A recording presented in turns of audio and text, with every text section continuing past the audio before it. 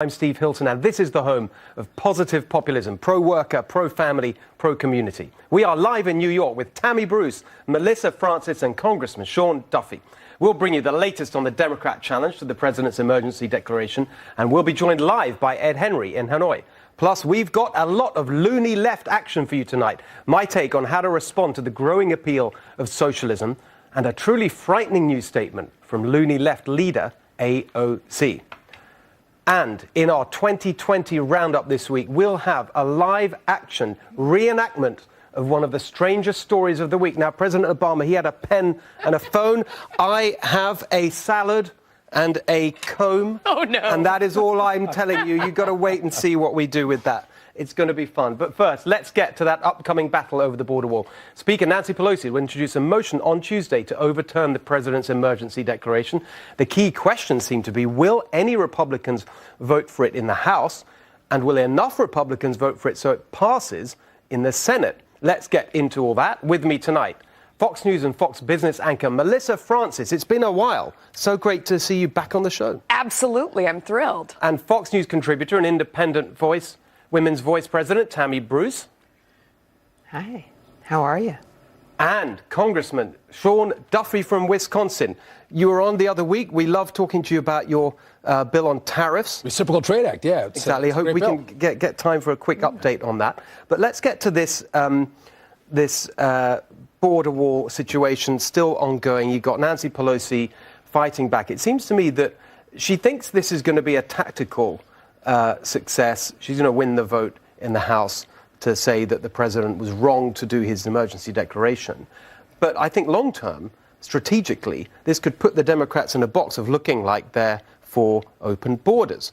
What do you make of it? Spot on. So is anyone surprised that Nancy Pelosi doesn't support border security right now and is anti-Trump? I think the way this is going to play out is it very well will pass the House, right? You might get a few Republicans to break and vote with Democrats. The question is what happens in the Senate? Do we lose 4 Republican senators to vote for this package? But either way, if it does pass the House and the Senate, the president's going to veto it, and we're going to have some ruling by the courts as to whether the president was in his lane for a national emergency. And I think he is, frankly. I mean, the national emergency legislation from 1976 gives wide latitude to the president. I mean, he can take land. He can take means of production. He can declare martial law. I mean, there's a whole slew of things that he can do.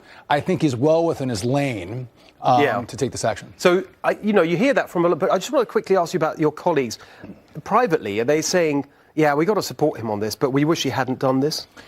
So there's a lot of conservatives that say, listen, I think he's overstepped his bounds. I mean, we're very jealous of the separation of powers, and Republicans and Democrats in the Congress want to make sure we preserve our role that we have under the Constitution. And many of us feel that we've ceded too much power to the executive, to the president, whether it's Obama, Trump, or a Bush, a Clinton. And so that becomes a little bit of a backstory. But in the House, for sure, almost all Republicans support securing the border and keeping our people safe. So, Melissa, where are you on that conservative argument of no matter who the president is, you don't want them just acting like a king? I think it's absolutely true, but I think the best way for you guys to take your power back is, forgive me, to do your job. I mean, we've been waiting for Congress to reform immigration forever, and it has pushed the president to this point where he must do something extreme. I mean, there were vote after vote for a border fence. The funding was never in place. And so I think that we would love to see Congress take back its power and take back its duty and do what it should. I think the most interesting thing about this conversation is I can't remember the last time I heard Nancy Pelosi or a Democrat talk about the Dreamers. Remember, that's what this was about, people. Right. We haven't heard Democrats talk about human beings in this for so long. They could have gotten so much in exchange for anything along the border, but instead they seem to have forgotten all of those people that they were supposed to be fighting for. And I wonder if those people feel forgotten, and we'll show them at the ballot box the next time around. That's such a great They're not point. fighting for them at all. But that's right. And Tammy, I think that it relates to the earlier point I made about the politics of this, that in the end, they don't really care about that. There's just this ideological obsession now with A, doing anything to hurt President Trump, and B, being for open borders. Yeah, the establishments work together, interestingly, on both these issues to get nothing done, on both border security And when it comes to the Dreamers, it was one of the first things the president offered them, which made me very uncomfortable. I mean, they actually could work with him. But the difference is that he does want to accomplish it. He wants to do things. Before, we've had several generations now, 40, 60 years of things where you just kind of massage the monster and make sure that it's comfortable and maybe it moves a little bit, but not too much. Donald Trump is in there and he really wants to do these things. And that's why Melissa's point is excellent in that.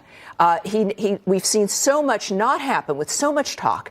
It really is an emergency. Look, 2017, 70,000 people dead because of overdoses due to fentanyl and heroin, opioids, that over 80% of which comes through the southern border. 58, we're in Vietnam right now. That is more than all of our fatal casualties in Vietnam for the entire war. Of course, it's an emergency. But I would also say, when it comes to what the president wants to accomplish and what Nancy Pelosi is doing, of course she's going to have the votes in the House. But I welcome this. Let's see where people stand. Because remember with Obamacare, of course they passed it. And it decimated them in the next midterms. That's when the Republicans took the House. Because it wasn't what the American people wanted. And new Gallup poll, suburban women coming back to the president because they are for the wall. They are for border security. It's a winning issue. Important. I believe that's exactly right. And you've got the evidence. I hadn't seen that. The Senate, look, Mitch McConnell gets done what he wants to get done in the Senate whenever he wants to do that. Bottom line is, if the president has to veto it, it's even stronger for him. Can I just make one point? Quick last point. I agree with Melissa. We have to do our job. How useless you've all been. Exactly. Okay, very good. Come on now. It's still a nice Sunday evening here. Yeah. But one quick point. We mostly agree on immigration reform. And, trying to deal with folks who are in the country unlawfully, who haven't committed crimes, but for coming into the country illegally. The big sticking point is border security. Democrats know that. If you want to get immigration fixed, like Melissa mentioned, you have to secure the border. We learned in 1987 from Reagan, you can't have amnesty today with border security tomorrow.